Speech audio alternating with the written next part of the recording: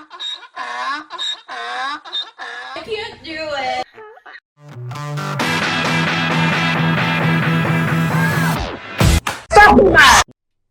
3, 2, 1.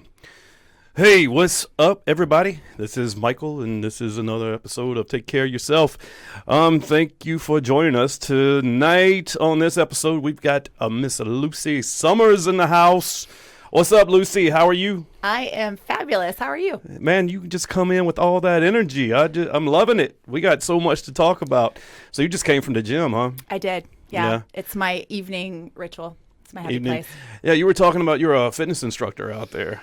Yeah, I am. I've been doing that I started, probably almost like 18, 19 years ago, just to kind of do something on the side, and fell in love with it, and pretty much I've never stopped. Yeah, so you're at Lifetime Fitness on Falls of the Newth, which is the giant club. There's 2 clubs in Raleigh. There's, actually one in Cary, which is a little bit smaller. Yeah, it's still pretty big, and I teach there too. So I'm at the Raleigh location and the Cary location. Teaching all the things. Well, what do you teach? Pilates, bar. I teach like a barbell strength, also, different formats. I can teach pretty much any format, except I'm not into dance. Like the only time you want me doing dance is if I've had a cocktail or two, and then it's still not pretty. But I've never even taught like a dance format or what's the other, like aqua. I don't really do, but pretty much anything else I've taught or can teach. And yoga, yeah. How long you been doing yoga? Oh gosh, probably like 15, 16 years. Oh my gosh, so you're probably an expert at all the things, yoga. I don't know about that, but that's what I love about yoga is it's like one of those formats that no matter, how long you do it, there's always like somewhere to go with it. There's always like work that you can do. And so it's like, you can't ever master it, or at least I can't. I like it. It's fun. I was a member of Lifetime, and there was a smaller club. It's not there anymore. It shut down on Wake Forest Road, and they did yoga classes there. And, I was musclehead back then. We're talking like 6 years ago. I was a lot bigger. And they taught me into doing yoga. And me and this other guy I worked out with, we would be in the back, and all you would hear is, and we're sweating. We're like, this is a workout. Oh, yeah. And it wasn't even hot yoga. And we had to use the bricks. Like the styrofoam bricks, the blocks. Yeah, we were so pitiful. Well, I always get people that say, I can't do yoga, I'm not flexible. And my thing is like, oh my gosh, you're like the perfect person to do yoga. It's so like you got to start somewhere. And yeah, I mean, it's so hard. I'm not flexible at all. Yeah.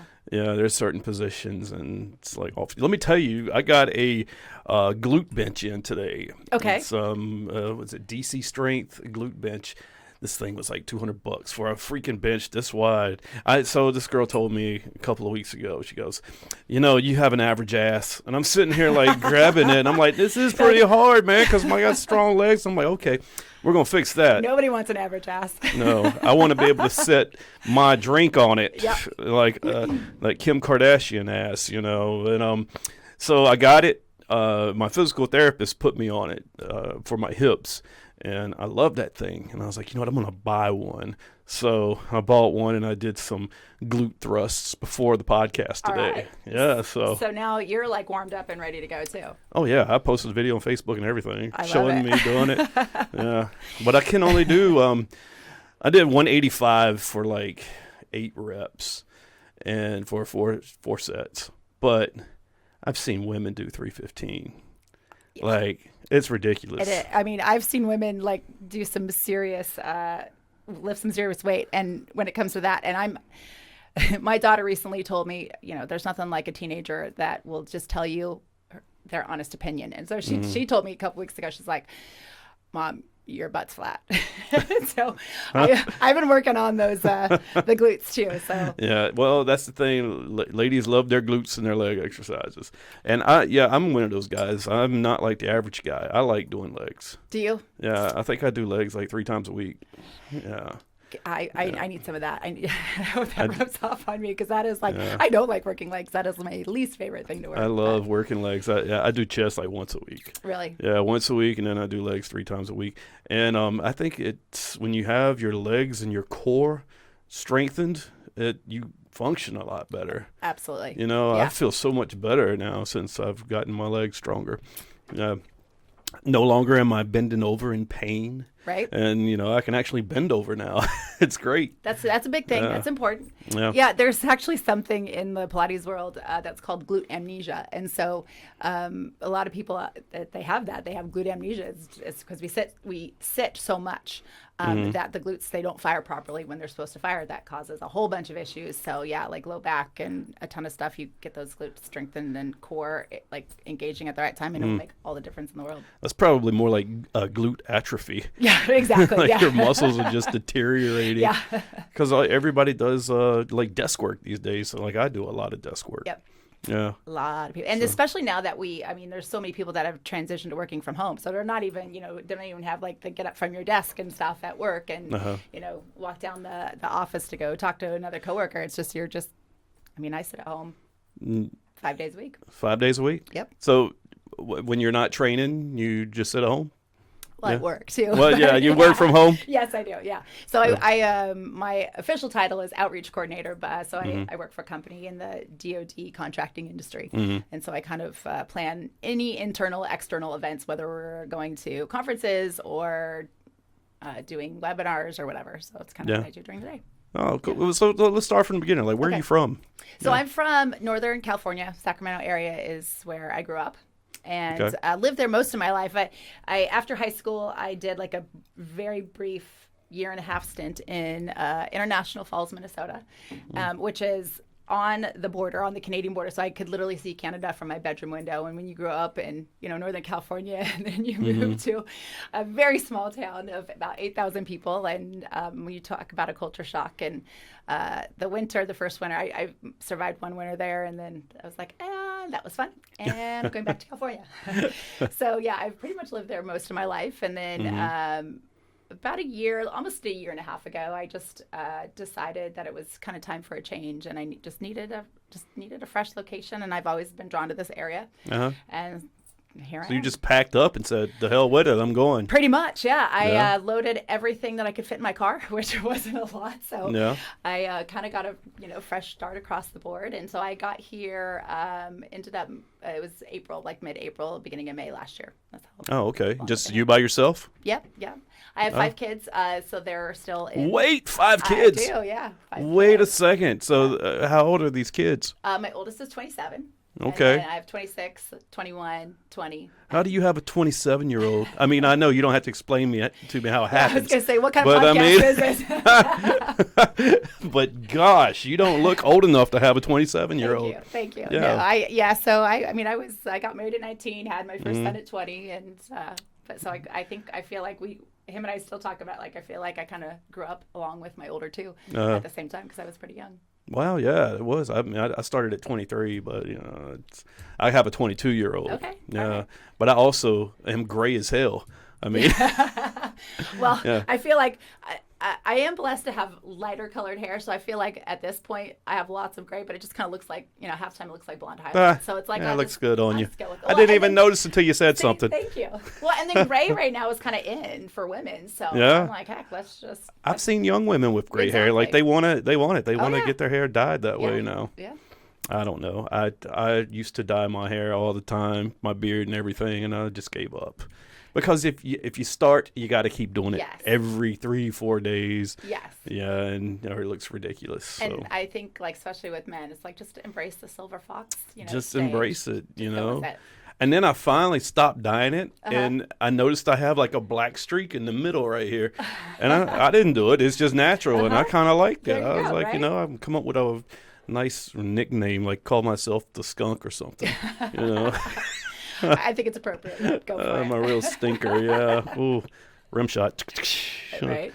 Well, this is going to be a fun one. It is, I can tell.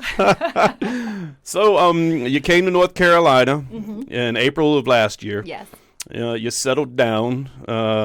Did you find you a nice place, nice area to live? I did. So when I first got here, because I wasn't.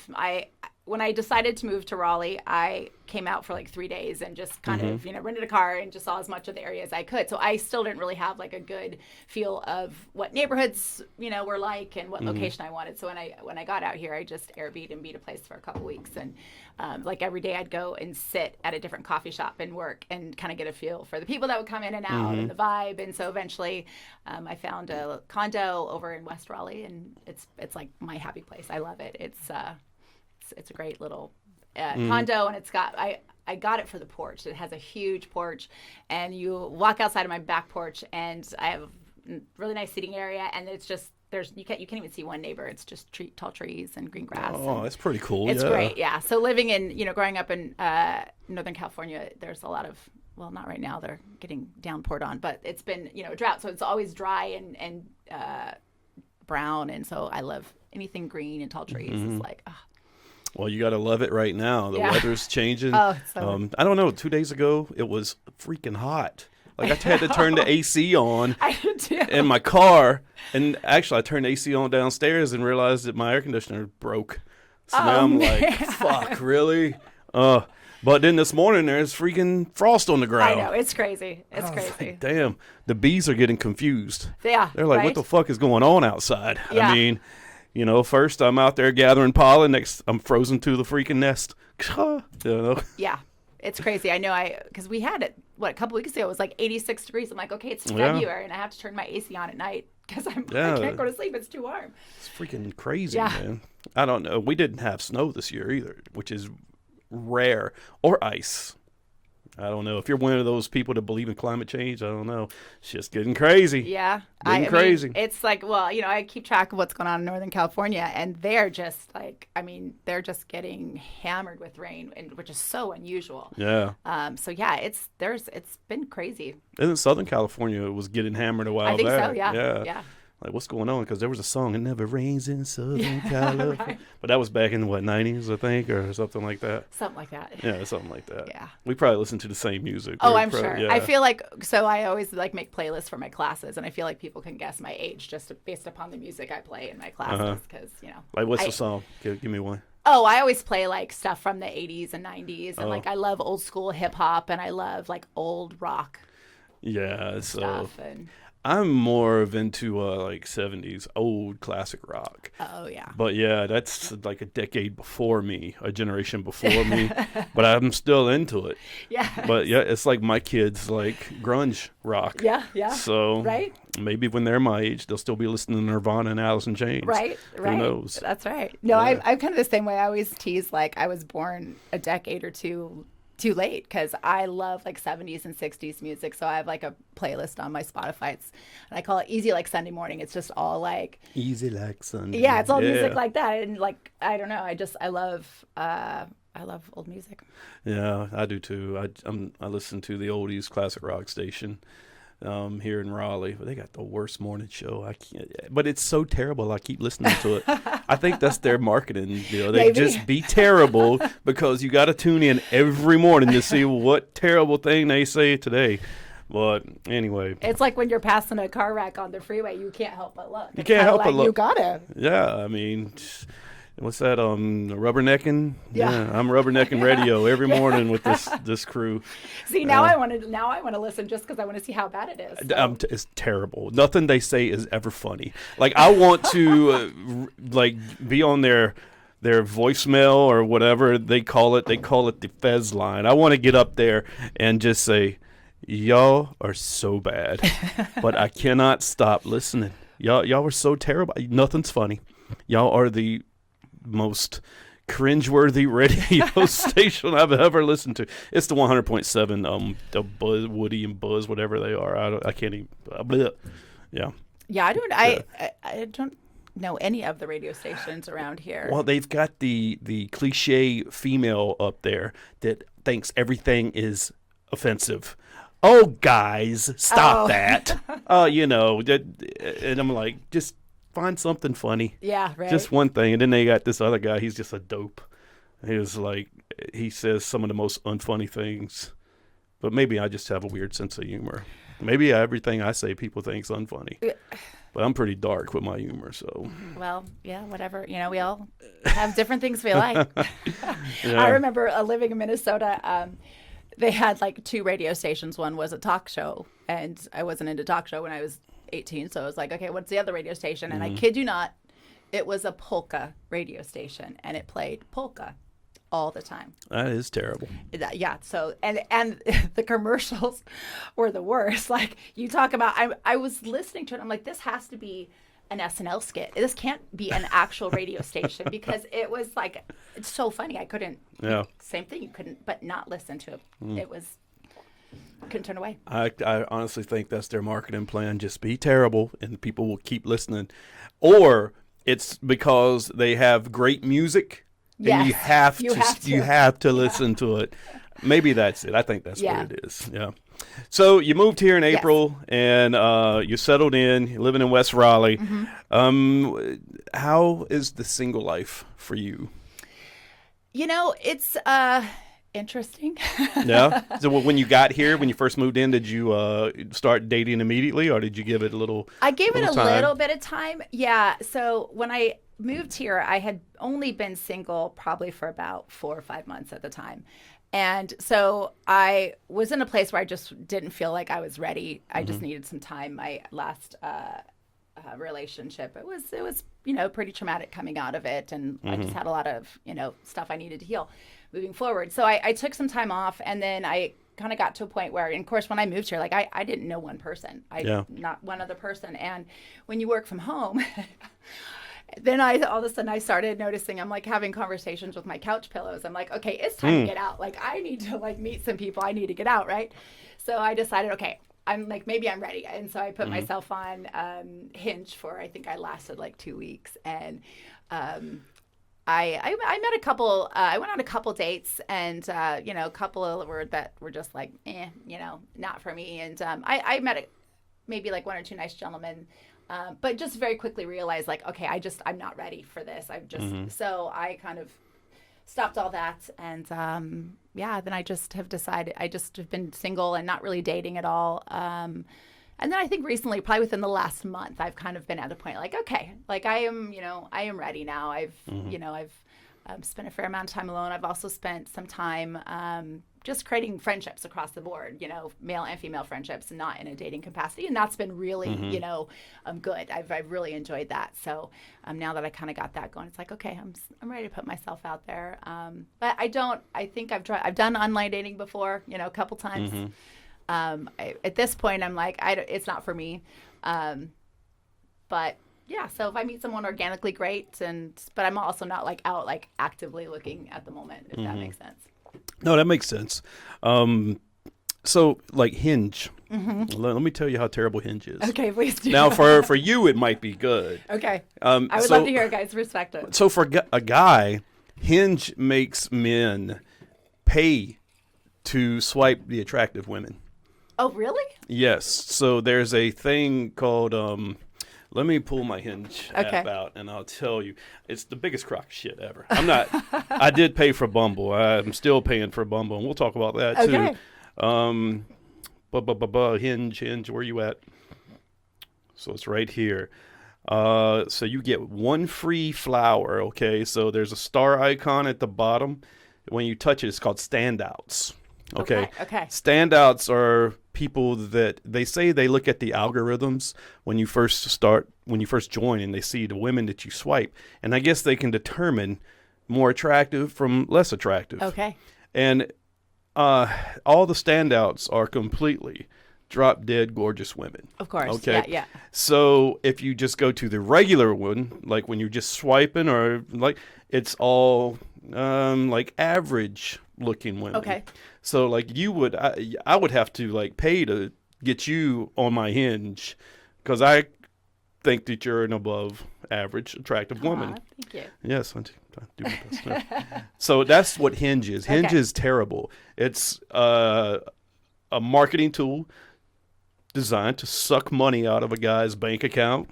I think all of them are. I think so. Yeah. All of them are.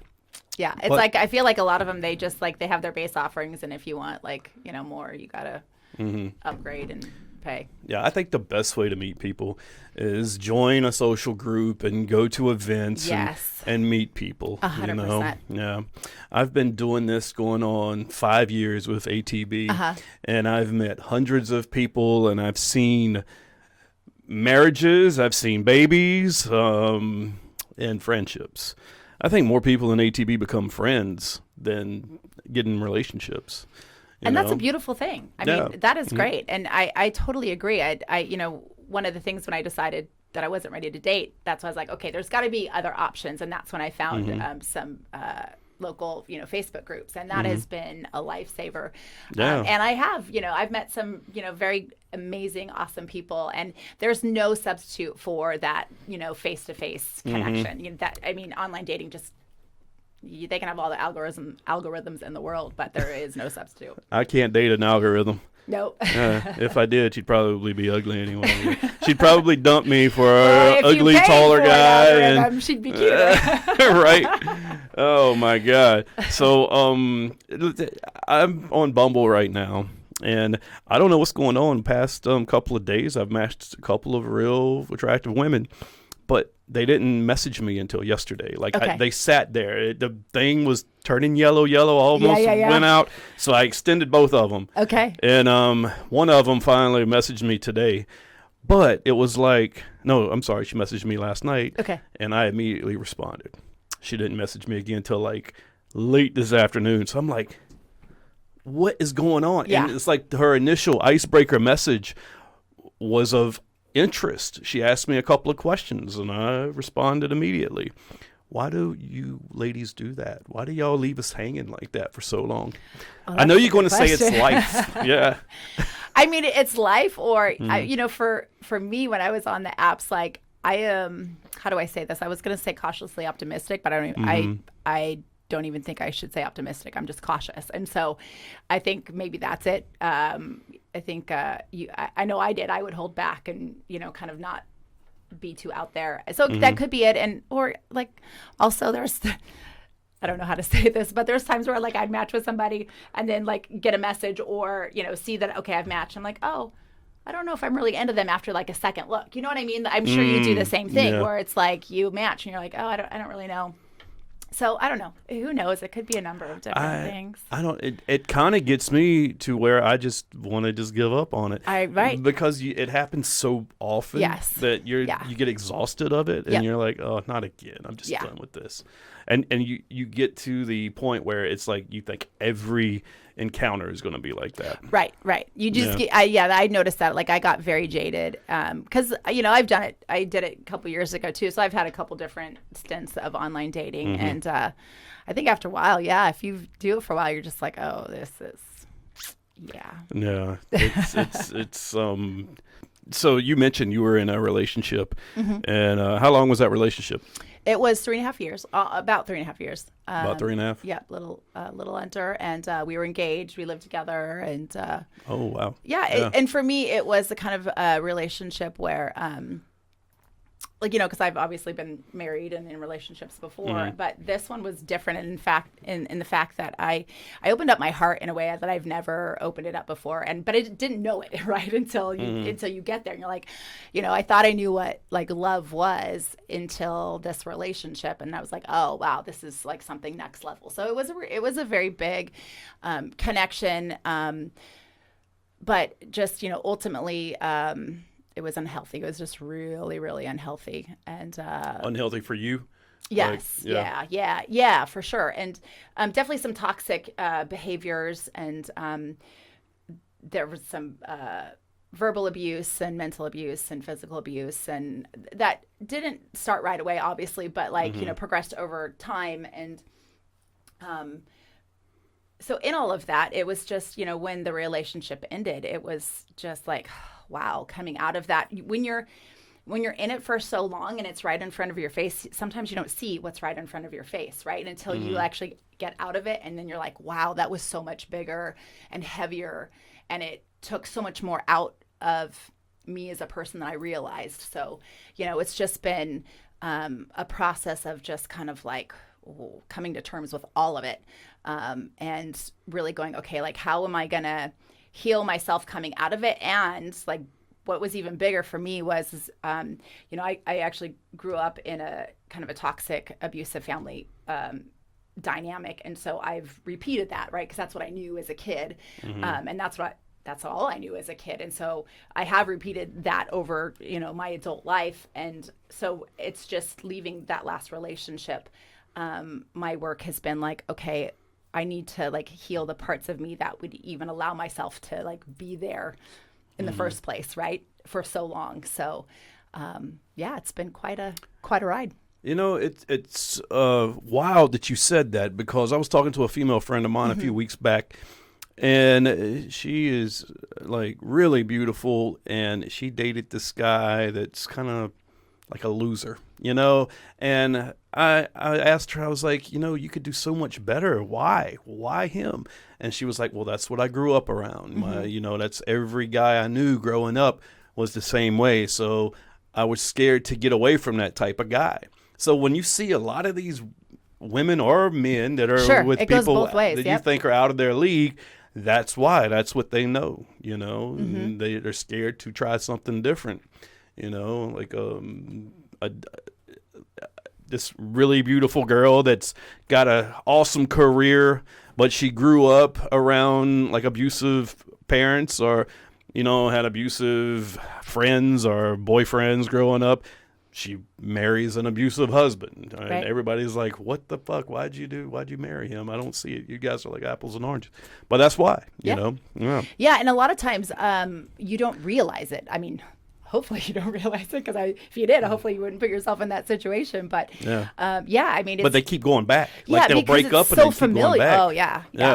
I mean, there's so many words we could start throwing out, but like trauma bonding is one of them. It's like, in a way you get like addicted to that like dynamic and the ups and downs that it brings, because there's lots of highs and lows, at least in my situation there was. And, I've talked to a lot of other people that have been in similar situations, and the lows are really, really, really low, but the highs are so high. And so it's like you get, addicted to those highs because it's so amazing. And so you don't want to give up on it, because wow, it's like something you've never experienced before.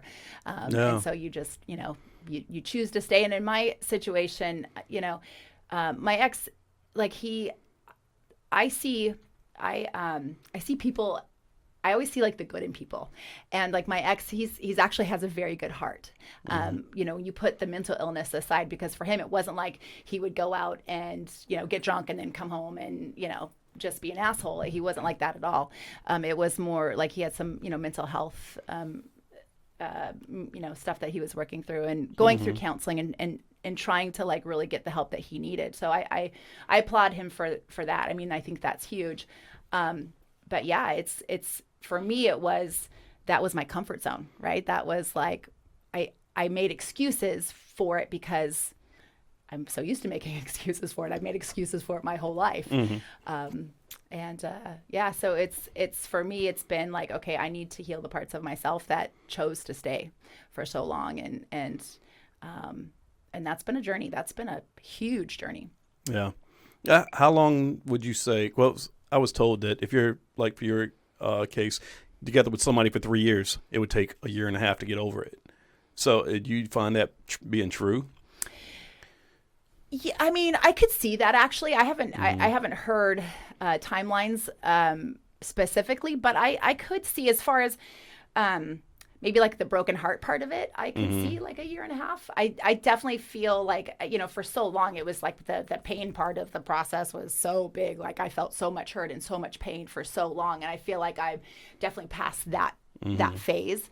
I think for me though, it's, I realized coming out of the relationship that how much also like previous abuse and trauma that I've experienced, through my whole life off and on, that I'd never dealt with. So I am also, really kind of focusing on healing stuff, not only from the last relationship, but from a childhood and from a whole life of stuff off and on. And it's not like all my life has been bad or anything. I mean, I've been very blessed in so many ways, and I'm so grateful for the life that I have lived. And like, this is my journey. This is my work in this lifetime too. So Yeah. I can kind of relate to what you're going through a little bit. I was in a relationship for 2.5 years with somebody I met on a dating app. How about that? Yeah, that's where I met him too. Yeah. Mine was Lexi. How about yours? Bumble. Bumble. But yeah. So 2.5 years. I thought we had a pretty good thing going. We had our fair share of arguments for a couple. At one time we broke up for like a week or two and got back together. But I loved her. Yep. And probably last July or last August, somewhere around there, I noticed things had changed. Her tone and the way she was interacting with me. The texts got real short. Yep. And whenever texts were initiated, it was all me. So finally, I asked her, I was like, is something wrong? And she wrote me this novel of everything that was wrong with me and what I was doing wrong and how she was trying to rescue the relationship and blah, blah, blah. Like she felt like she was a trailer and I was the truck pulling her along. She always felt like a second fiddle. Okay. Interesting. Okay. But I what she didn't understand was that was my way of getting her involved in things. Sure. Yeah. I tried to make her a part of the ATB family and didn't want her to feel left out. Right. I made her a part of my podcast, co-host, made her producer, and I introduced her to a lot of people. But, come to find out, she was talking to a guy. And like 3 to 4 weeks after we broke up, she's already posting pictures on Instagram with him. So, yeah, it kind of hurt. Sure, it really hurt. Absolutely. So, it was like a gut punch all the way up to Christmas, and still every day, not a day goes by, I don't think about her. Right. Yeah. But I'm thinking about her in a different way now than I was last year. Now I think about her like, that bitch. That's like I think of the betrayal and I know if there's anybody listening to this that knows what I'm talking about, they'll be like, yeah, he's just blowing shit out of his ass right now, because I'm sure she's told another side of this whole story. Yeah. But yeah, so yeah, now I'm vindictive over it. I'm angry. There's a part that hurts your ego because you were dumped. And you see the guy that she left you for, and you're like, "What the fuck, really?" Yeah, And you're like, "Wow." But you know what? It makes you stronger. And I hope I get to that point where I can stop thinking about her every day. Because it's bad thoughts. Like I want her, like, to have a flat tire or something. It's terrible. I need to stop. But there's something about not having closure with your relationship. Because that's what happened. We didn't have closure at all. A text is not closure at all. We didn't have. She completely was a coward about the whole thing, because I know she felt guilty about the way she did it. Yeah. So like she blocked me from all social media, blocked numbers, emails. She actually I would email her and I sent her an email one day, and I just wanted her to leave my daughter alone. I noticed that they followed each other on Instagram. And I sent her a nice little email. I just told her she wasn't a good person. And she went and sent that email to my daughter. So I was like, wow. Oh, man. I was like, wow, you're really stooping to a new level. Yeah. That's crossing a line. But you know what? God bless her. Yep. Yeah, and that's the thing. I feel like, we all have hurt, whether it's like a relationship or, some sort of like loss or trauma on any level. Like we all have hurt.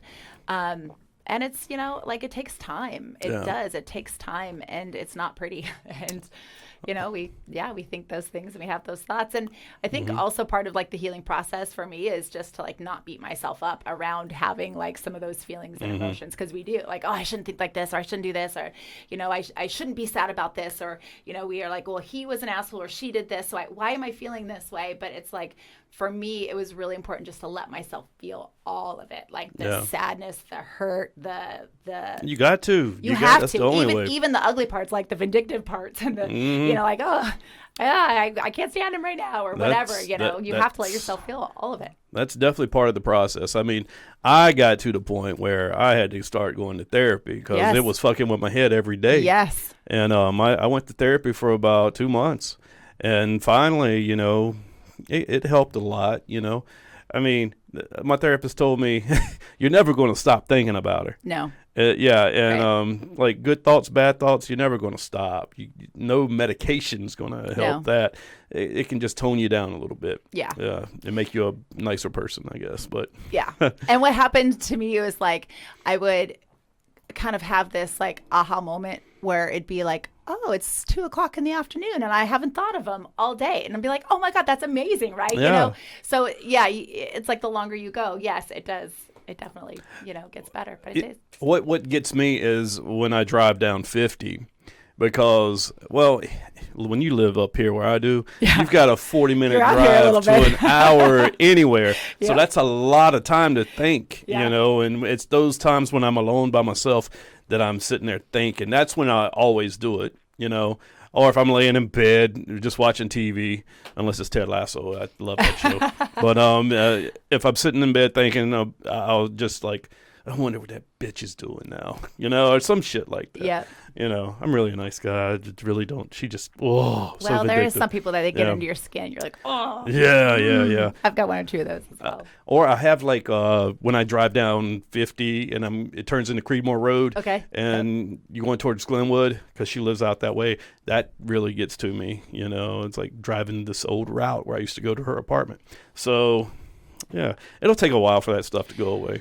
It does. And to be totally honest with you, that's one of the reasons I moved out of California. Is like everywhere I looked, and I grew up there. So it's like, you're like, oh, that I used to live on that street with my family. I used to, that's where my ex-husband and I, lived over there, or we would go here, and then my ex-fiance. And so it's like there was just everywhere I went or looked, or there was just memories everywhere. And I just got to a point where I feel like I just needed a fresh start because I couldn't get it, out of my head. It was consuming me. And, being here now where I don't have any of that, I have to say, I kind of like it. Not that everyone can just relocate and, or I'm not, saying like, hey, just run away and everything will be fine. But, I get what you're saying. Cause it's like you have those triggers all the time when, something like gets to you. It's like a song or a location or a street or whatever can, 1 second you're fine, the next second you're like, oh my God, I'm not okay. I mean, I remember when it first happened, when I was like at the lowest of the low, I was thinking about selling everything and just getting the fuck out of North Carolina. Yeah. I was like, you know what? I can't be around this anymore because I had introduced her to so many people. So many, like she didn't know anybody except for like her coworkers, and she had a few friends out west, and her family in Virginia. She didn't know really anybody around here. But through the ATB community, I introduced her to her best friend right now and a few more people. So I was thinking about that, and it was like, wow, I had to make some decisions. And, I made some decisions, and it's how I heal. And a lot of people don't understand it and think it's childish. But, yeah, I cut some people off. Yeah. I thought to myself, if they're going to support her for what she did, then I can't be friends with you anymore. Yeah. If you're going to post pictures with her on social media, smiling and having a great time after what she put me through, and you're supposed to be my friend, I can't be friends with you anymore. Yeah. And a lot of people don't get it. They think it's childish, but no, it's how you heal, and so be it.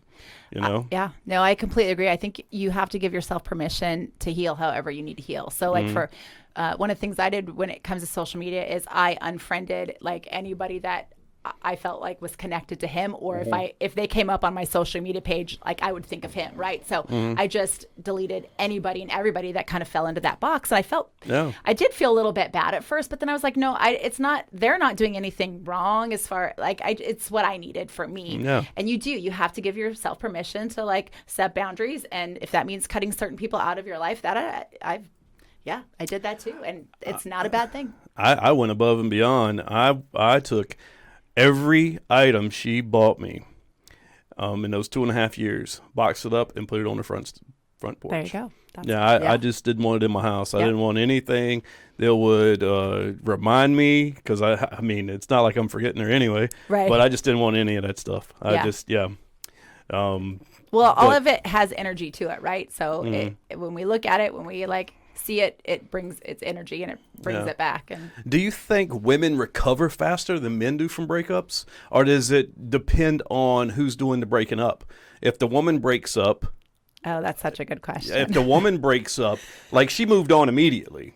Yeah. Now I don't know what's going on in her head. Like, I don't know if she still has guilt over the breakup or if she's still thinking about it like I do.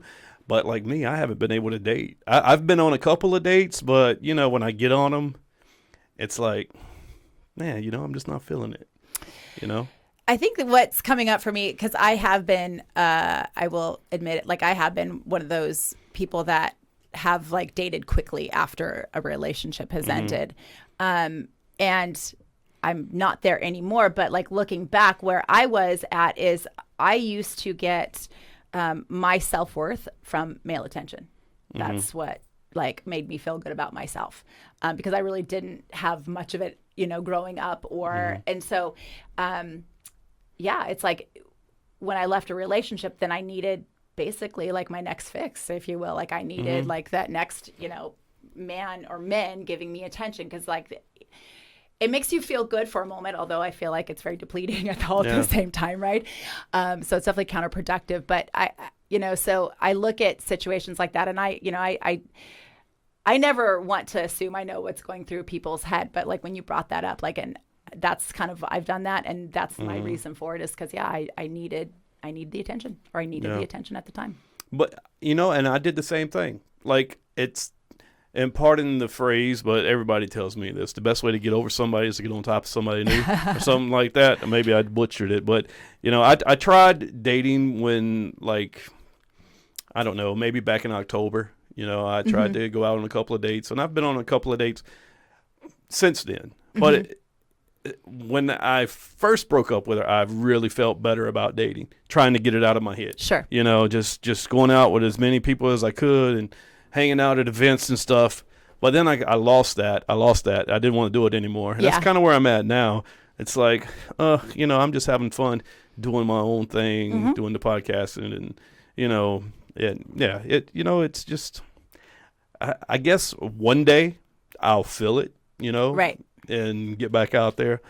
But I don't know. Did you feel that too? Like you wanted to come out the gate running? You just wanted to, like you said, you needed that male attention. Have you but did you ever plateau where you were like, screw it, you know? I would say prior to my last relationship, no, I was just, when I was single, I was like looking for attention, and it wasn't even like a conscious thing, but I just like, I was actively dating. I was on multiple dating sites, and, you know, I was actively dating. And at the time when I was there, it's like being alone at home by myself was one of the most uncomfortable things ever. It's like literally just being alone almost made my skin itch or something. It almost brought like a physical reaction. I was so uncomfortable in my own skin and being, you know, in my head with my thoughts all alone by myself. Oh, and that sucks, doesn't yes, it? That's terrible. Like, oh shit, this is really scary. Yeah. So, you know, I was constantly, for me, it was a distraction, right? As well, like to distract myself from what I was really feeling. So I chose to, you know, to date. And this time when my relationship ended, there was just no way I could even like comprehend or think about it. I just couldn't for a while. So I'm very different, you know, this time around. It's much more intentional, and I just decided to do everything different, and it has been the best decision ever. And so I made myself like be home by myself, and kind of work through that uncomfortable phase where now now, oh my gosh, my alone time is a necessity. Like it feels so good. It feeds my soul. I need it. So it's, you know, I've been on both sides. So no, this time was definitely very different for me. Yeah, it's the same with me. I'm so used to being alone now. And it kind of sucks to say it, but I just kind of crazy. Sometimes I prefer to be Yeah. home alone watching TV Oh, as yeah. opposed to driving to Raleigh and hanging out with people. Yeah, I'm so accustomed to it. I don't even know if I could live with a woman again. Yeah. But the whole time we were together, we never lived together. Okay. Now, during 2020, when the pandemic was strong, she stayed over here a lot, like 4 nights a week, something like that. That's when we came real close. But I don't even know. I'm so set in my ways now as a single guy, as a bachelor. My whole house is a man cave. I don't know if I could see pink curtains or, or like flowers everywhere. Fancy towels and fancy hand soaps that, Oh, yeah. Well, I could do with the hand soaps. They smell really good. Those are nice. I do like the fancy hand soaps. Yeah. But I don't know. One day, I haven't met anybody in the singles group.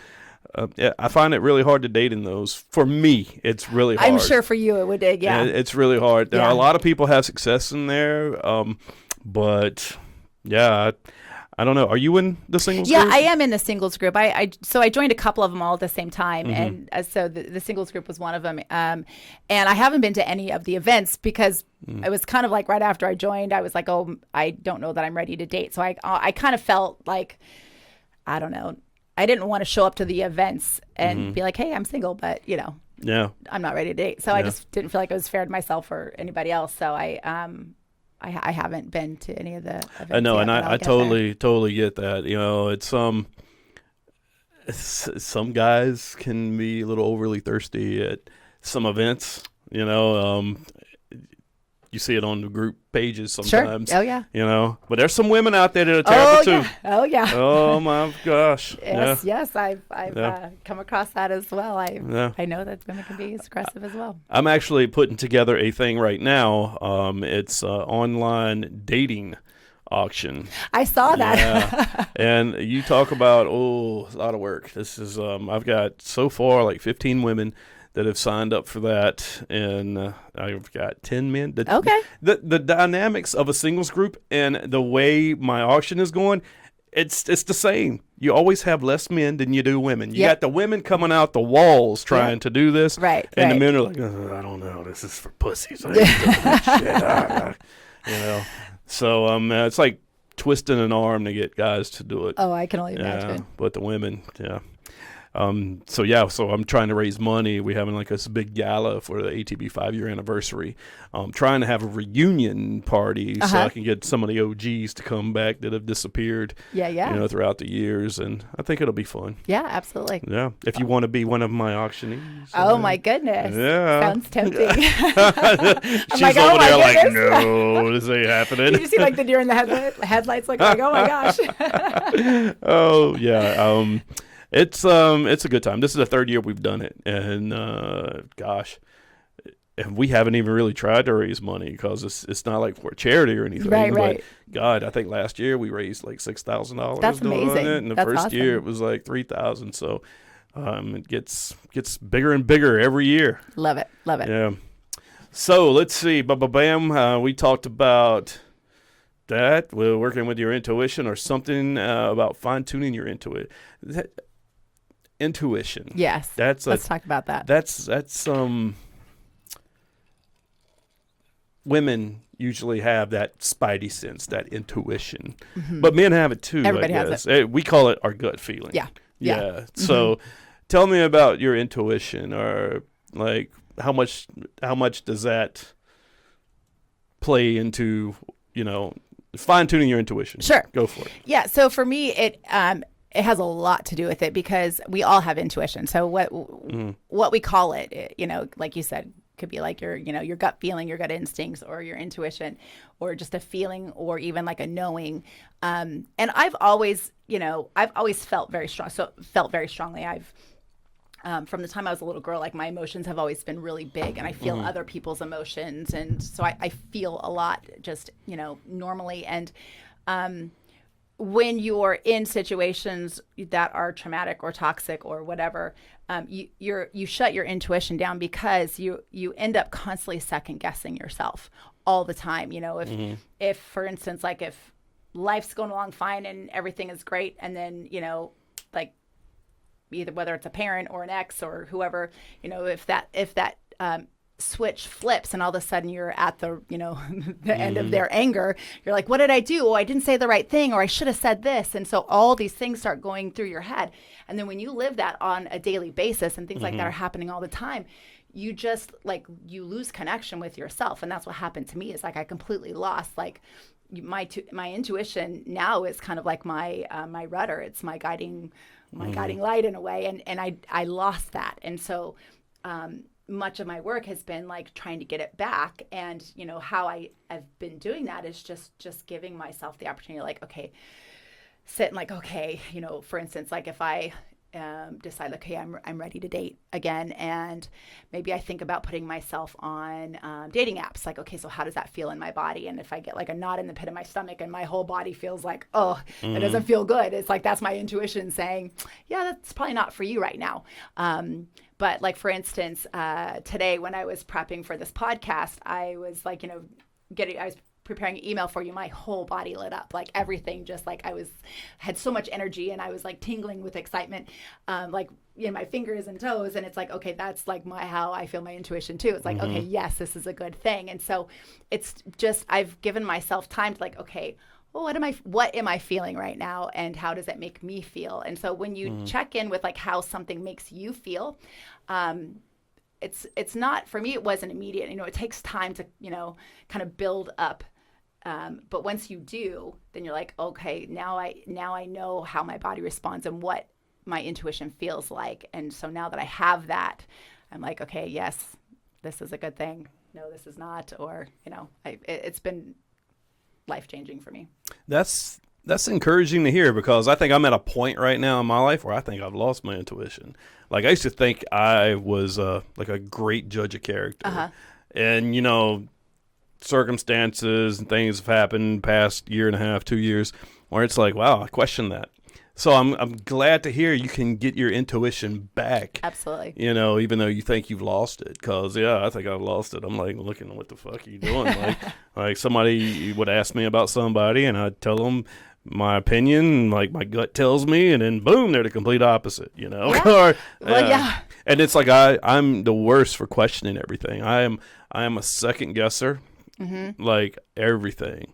I've always approached things with my walls up. Now, I wasn't like that before, but I guess enough things happen to you in your life where you automatically do it, and you don't realize it sometimes. Yeah, and I think what you said is key, because you just talked about you get in your head, and that's what happens is we get out of our hearts and our bodies, and we get in our head, and then once that happens, it just our mind takes over anyway. I don't know what yours does, but it starts running like crazy, right? And my mind is 100 miles per hour. Yeah. All the time. Yep, mine too. Yes. Yeah. And you know what? I have an app on my phone. It's a sleeping app, and I turn it on when I sleep. And I talk. I'm even in my head during my sleep. I talk in my sleep, and it's plain as day. I'm saying so shit funny. I'm not gonna play it for you because it's embarrassing. Right. Some of the stuff I say in my sleep is ridiculous. You do not want to be inside my head. Trust me. I'm can I just rest? Can I just rest? Right. Yeah. So it is. It's about kind of getting out of your head and quieting the monkey brain, and just meditating is a good part of that for me, or breathing, or just even listening to relaxing music. Because if you're a person that does get in your head easily and your mind tends to wander, to sit and meditate is painful for a lot of people. So whatever you can do to kind of calm that down, and just to okay, I'm gonna let my brain go for a little bit, and I'm just gonna get into my body. And so whatever that is for people is it's important to do. How long have you been meditating? Probably, I would say off and on for probably about the last 6 or 7 years. I would say over the last year and a half, though, doing it every day, having my morning where I get to I kind of have this little, I don't know if you want to call it a ceremony or what you want to call it, but ritual, where it's I have time where it's I pray, I meditate, which I kind of just sit in silence and see what comes up for me. I'll journal. So all of those things kind of do that for me, and I need to do it every day.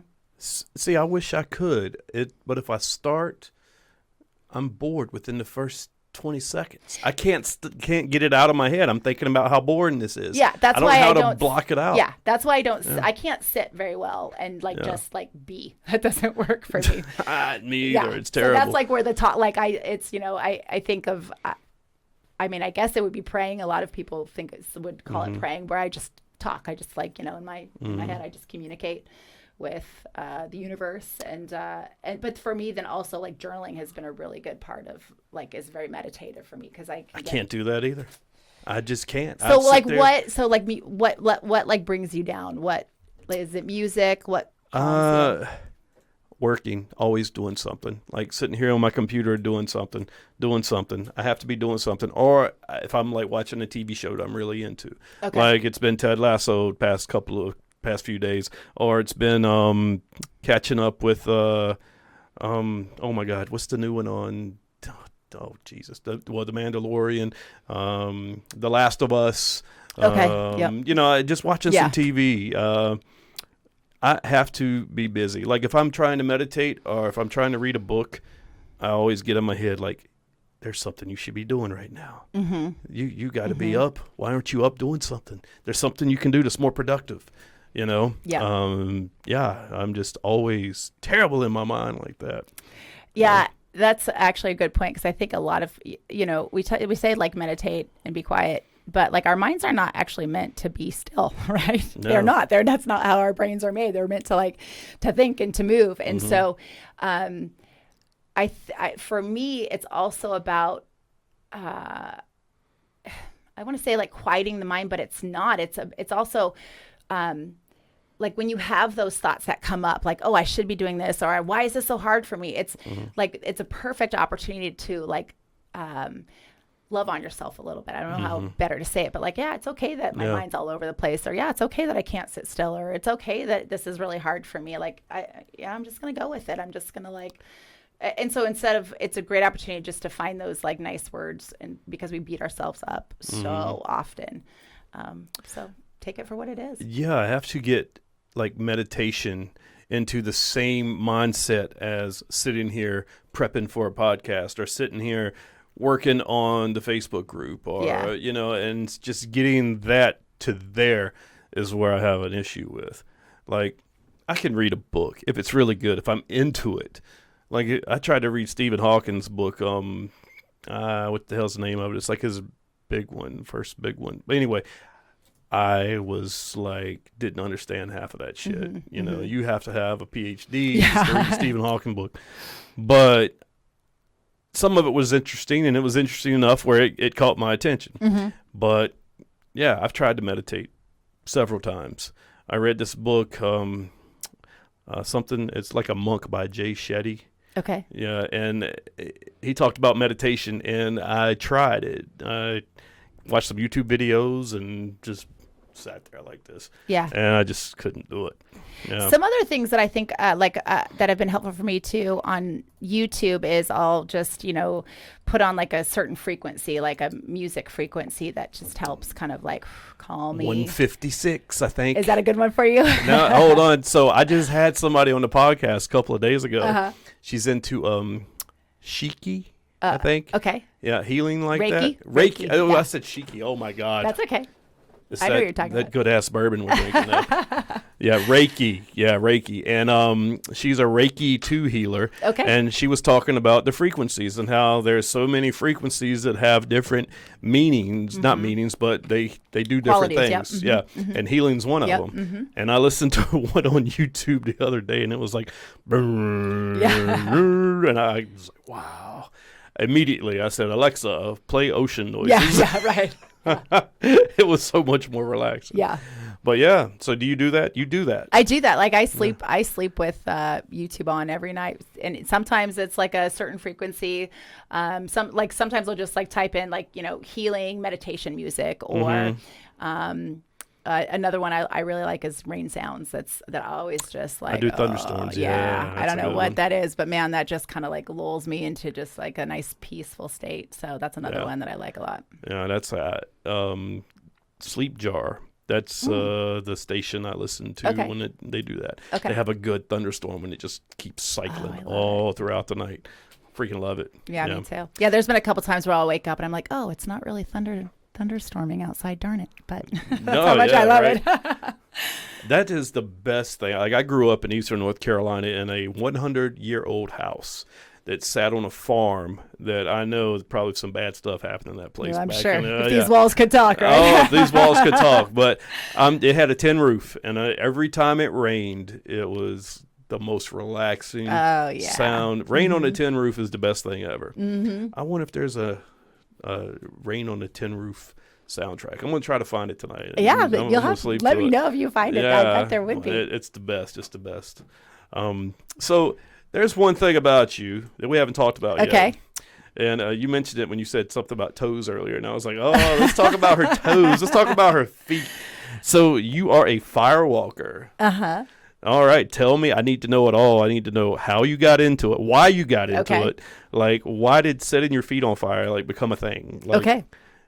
Yeah, so I will kind of give you the story. So when I went through my divorce, this was probably about 6 or 7 years ago, it was a big moment in my life. That's kind of where I started on kind of like my healing spiritual journey.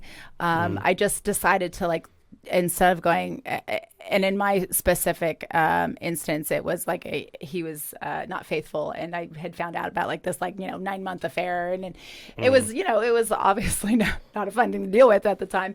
But I just was like, okay, what is it about me? I just didn't want to another broken relationship. I need to start looking at myself. And so I just decided to go kind of on this journey of self-exploration, and ended up going to a women's retreat, and it was hosted by a woman named Heather Ashamara, and she has written a couple books. One is called the Warrior Goddess Training, and it was just life-changing for me. It was just the way she presented information and talked about how we grow up with certain agreements. As kids, we all make agreements with ourselves, I'm not lovable, or I'm not important, or I'm not smart, or whatever. We all have things that we grow up with, and that kind of mold us. And so anyway, when I went to her workshop, and it was in Austin, Texas, and she hosted a firewalk at the end of the workshop. And it was a kind of experience where I was so nervous, and I'm like, oh my gosh, can I actually do this? Can I walk on this? This makes no sense. It just doesn't make sense. Why you can walk on hot coals and not get burned. But I was so intrigued by it, and it was presented in a way you raise your energy up to meet the energy of the fire. Like I was saying earlier, I'm a big energetic person, so everything has energy, and fire has big energy, right? So she taught us kind of how to raise our energy up to meet the energy of the fire. And then also in that, if you weren't feeling it, then to trust your intuition. And so if your body is telling you yeah, this isn't for me, and don't walk, then trust that too. So it wasn't about oh, you can do this, walk on fire. It was hey, what do you feel? Trust your intuition. And if your body's telling you yes, do it. If it's telling you no, then don't do it. So anyway, I walked on fire that night, and it just made me feel oh my gosh, if I could do that, then what else can I do? I can really accomplish anything, because, we're not supposed to be able to walk on fire. And I was hooked that first time, and did a couple more firewalks, and then eventually ended up going through a firewalk certification. That was in Mexico at a place called the Dreaming House in Teotihuacan, where there's amazing Toltec pyramids that are absolutely magical. And so, then since then, I've hosted several firewalks, and have facilitated some and led people through the experience themselves. And have you done one here yet? I have not done one here yet. When you do one, you need to let me know. I will let you know. Because I want to do it. Okay. Now, I got questions. Okay. So how far did you walk? Well, it really depends on the size of the fire, because what you do is you build a stack of wood, and it's very specific, what kind of wood you want, and so you just determine how long you want the fire. They're typically about 10 to 12 feet long. I've done one that was 100 feet long. So you're 100 feet. Yeah, that was the longest one I've done. Now, come on. When you walk on fire, it's coals, right? It's coals, yeah. Okay. Yeah. Hot coals, Are flames popping up from these coals? No, not really. They're just red, just red coals. Red coals, yeah. So 100 feet. 100 feet. That has to be hot. Because after a while, Oh, it's hot. Like the first. Okay, so does it burn you?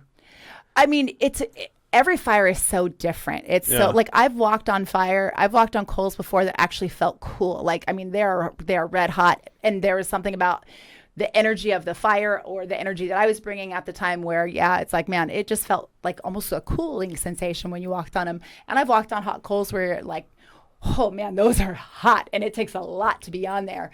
You ever burned your feet where you gotta like put them in water afterwards? No, I've never burned them like that. I've gotten a couple. We call them fire kisses. I've gotten a couple fire kisses where it's like, after the fact, I'm like, oh, I feel a little something there. I'll have like a little red spot or even like a little blister on my foot. But the coolest thing is anytime that happens, like look at a Chinese reflexology chart. I don't know if you've ever heard of one of those, but so you'll see like Google Chinese reflexology chart, and there's the bottom of our feet have nerve endings that kind of correlate to different parts of our body. And so anytime I've gotten a fire kiss in a specific spot, I've looked at it and it's directly like correlating to a part in my body that I already have an issue. So it's almost like for me, I think of it as a healing element. Like the fire is bringing me healing to that specific part of the body.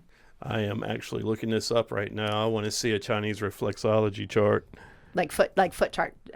Make sure you do foot. Here it is right here. Yeah. Let's just move this right here. Yeah. So you see how it's all kind of like, partitioned off to how it relates to different parts of the body. Wow, that's a lot. Right? So your big toe is, what is that? Pituitary? Yep. To your pituitary. Oh, your eye is connected to like the base of your middle toe. That is weird. Mm-hmm. Is that why it feels so good when you get a foot massage? Probably. Because like everything is connected. Yep.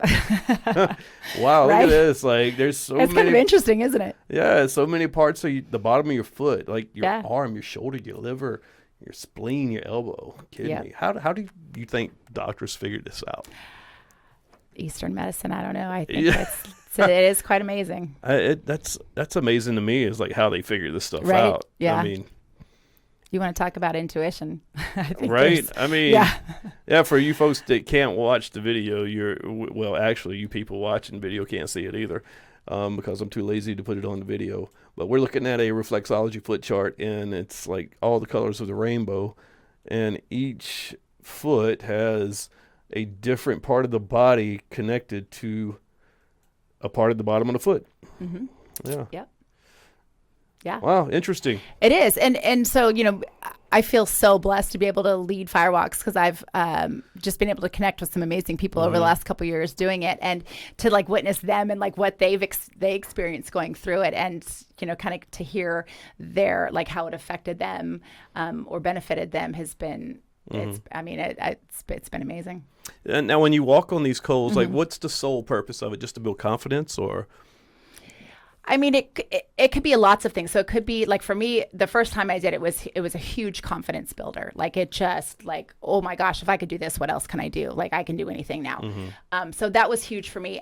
And like you also can be very intentional with it. Like, when I do it now, I will teach people like how to, like leave things in the fire. Like, hey, if there's something you want to release, like when you're walking on it, like just like let it go. And so, like for instance, I had a gentleman who came to my fire walk one time, and a couple days after it, he reached out, and he had told me that night during the fire walk that about a specific. He had lost somebody in his life. It was probably about 5 years prior to this point. And it was an extremely traumatic loss. I mean, he was telling me the story that it was like, oh my gosh, it was one of those stories that like rips your heart out, as you're hearing it. And so it had just like basically crippled him for 5 years. The loss he just hadn't been able to get past it. And so anyway, he reached out a couple days after the fire walk, and he's like, when I walked, I let the individual go. I just, I just felt like he wanted me to let him go. And so I did in that fire. And he's like, I cannot tell you, the last couple days have been life-changing. I'm feeling emotions that I haven't felt in 5 years. He even said that he like erectile dysfunction was a huge issue for the last 5 years. And he's Wow. like, yeah. He's like, And that's firewalking that's took cute. that away? Yeah. So I'm like, okay, can I put that on my brochure if I ever make one? Like, firewalking, here's what I can do for you. Guys, if you're listening to this and you have that issue, save that money for that little blue pill, because barefooted walk against hot coals. You never know. You the never know. benefits. I'm gonna look that up. Actually, there's got to be benefits of firewalking here. Yeah. Yeah, let's see what the old Google say. That's going to be interesting because I'm sure you're going to get a whole bunch of stuff coming up. Oh, I bet. I wonder if erectile dysfunction is going to be one of them. Yeah, I doubt it, but who knows? The 4 life-changing benefits to firewalking. Oh, they're going to make me research this. Yeah, They're gonna make I was going to say, dig in that's not deep. going to be an easy read. Yeah. Oh, no, maybe it is. Okay. Let's put it up here and we'll read it together. I think my batteries in my mouse are going dead because it's got what's it called when you shake a lot? Yeah. It's got I call it Michael J. Fox disease. Sorry, I'm going to hell. Okay. So let's look at this. It heightens self-responsibility.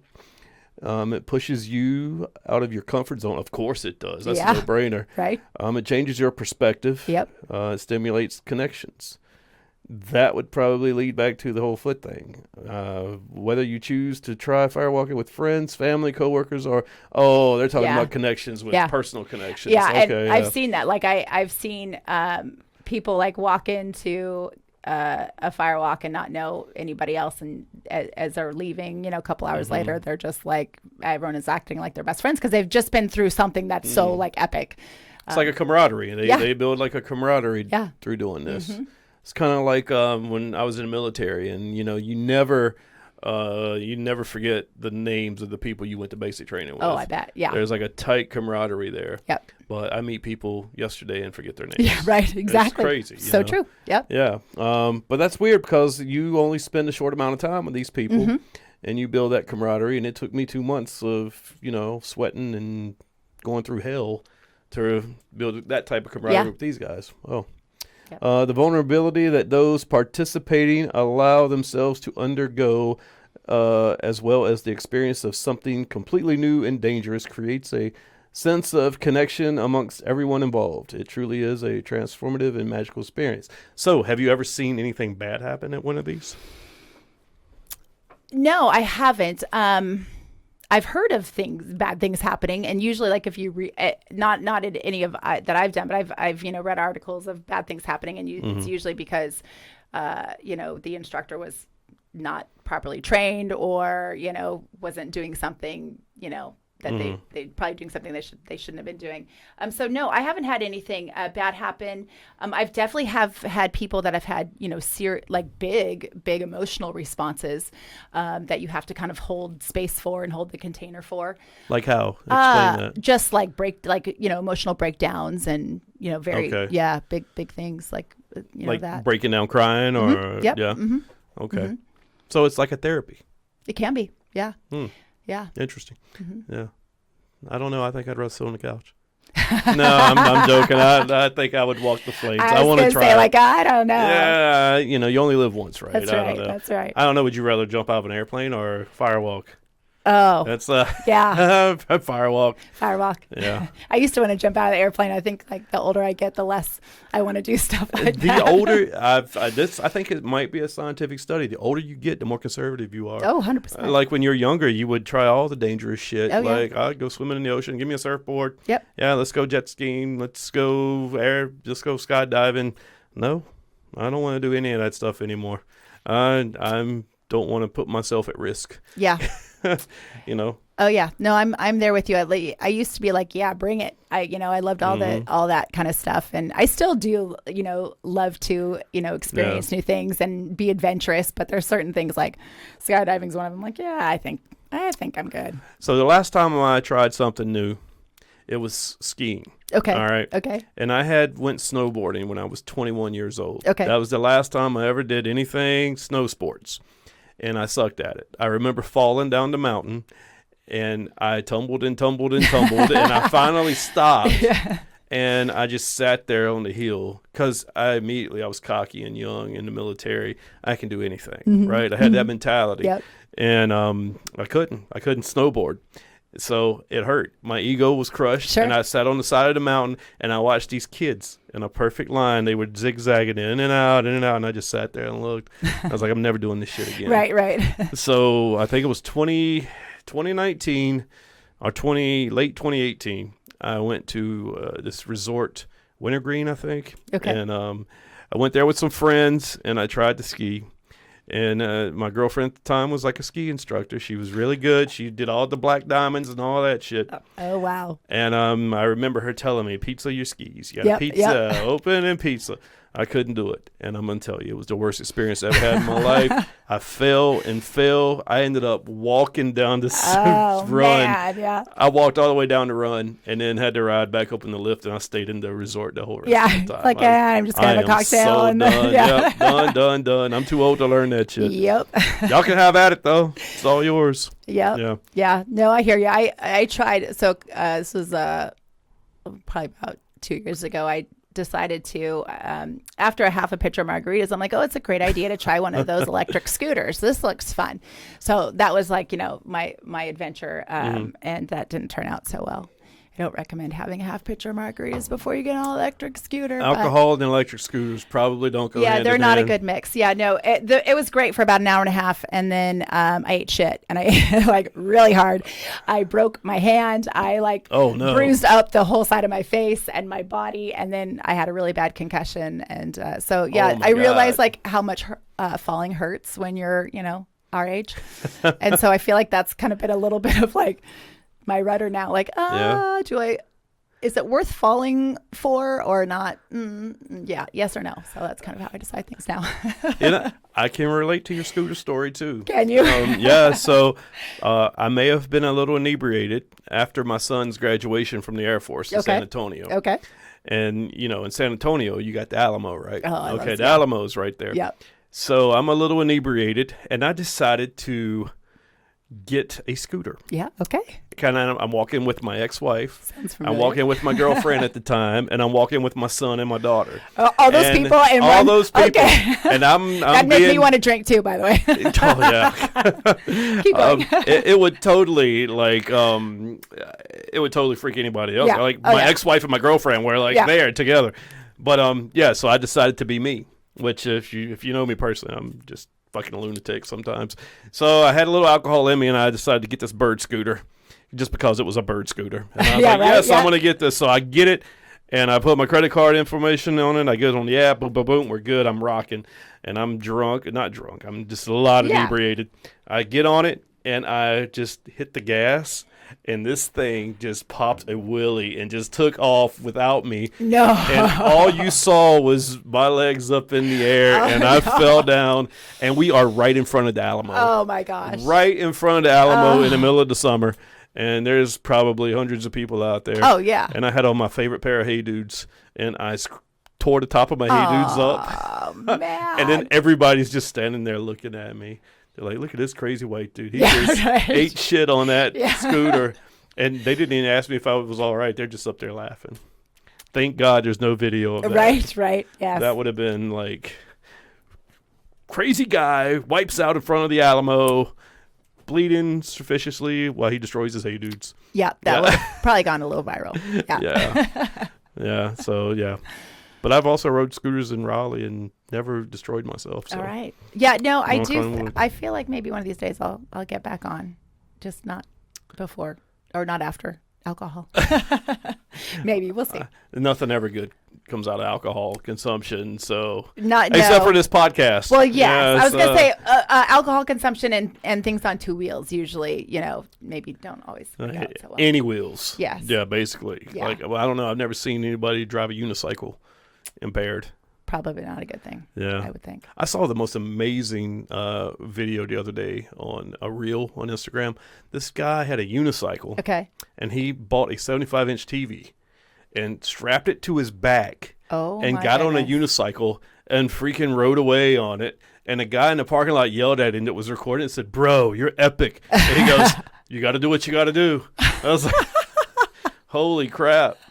But yeah, I would say that falls in the epic category. that definitely falls in that Yeah. category. Like I don't even know if I could put a TV on my back, let alone put it on a unicycle and ride a unicycle. No, I mean, I used to road ride a lot, and I was the kind of person that I'd be riding, and then if I like looked over my shoulder to make sure there was no car coming, I'd be like, oh my gosh, the handlebar wiggles. Like I am not coordinated when it comes to wheels. So the fact that he could do that on a single with a TV is, I don't even know. What can you even ride a unicycle?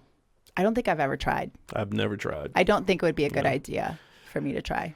I am not a very coordinated person.